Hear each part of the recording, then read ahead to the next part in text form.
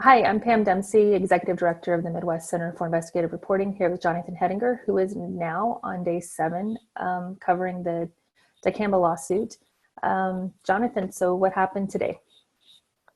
So I would say the most noteworthy news items that happened today were Mr. Bader took the stand for the first time.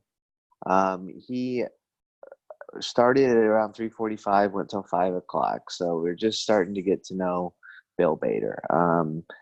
He went up there and started talking about his experience with peaches and growing up on a farm in southern Missouri and kind of just what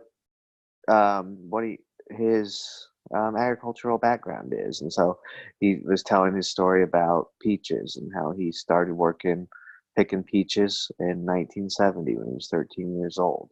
He started working 25 to 40 hours a week as a senior in high school.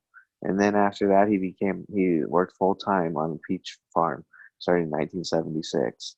He bought or became a partner at the farm in 1981, bought it all outright in 1986, and established Bader Farms in 1988. And then he grew it and made it into the 1,000-acre farm it is today. And so it was just he appeared very one of the first things he said when he got on the stand was he's very nervous.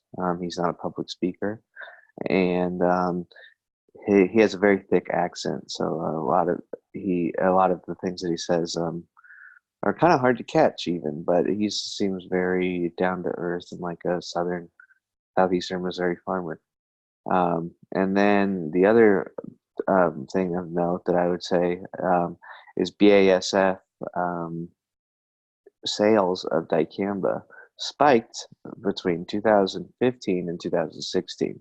So remember, the dicamba tolerant traits were not introduced until cotton in 2015 when there was slight illegal spraying allegedly, and 2016 when there was apparently much larger illegally spraying with dicamba tolerant soybeans being introduced. So BASF sales numbers indicate that BASF sold $60 million worth of dicamba in 2014, 60 million again in 2015, and then $100 million in 2016, which would align with when the dicamba tolerant soybeans were introduced. Wow, so it sounds like that was some interesting information coming out, and part of those numbers, pardon, were some video testimony today, correct? Before moving into in-person testimony from the plaintiff's case. Yes, we heard from a few BASF executives who were just talking about kind of the unfair shake that dicamba has gotten over the years. It said it's not a volatile herbicide. It does. Most of the issues with dicamba volatilizing allegedly were actually drift incidents, and the farmers have been giving it a bad rap for years. So that was some part of their testimony today that I wrote about in the notebook. Great. So what do we kind of expect now? We're on Tuesday, so we're heading to day 8 of the trial. What's part of the week kind of looking ahead? What does that look like? Well, we definitely are going to hear from Bill Bader, maybe all day tomorrow. I would imagine that it was 5 o'clock, and Bev Randall's his attorney looked at the clock and said, all right, well, the next thing I'm going to go into is going to take a really long time, so I don't think we have time for it today. So I would say he's probably going to be on the stand for much of tomorrow.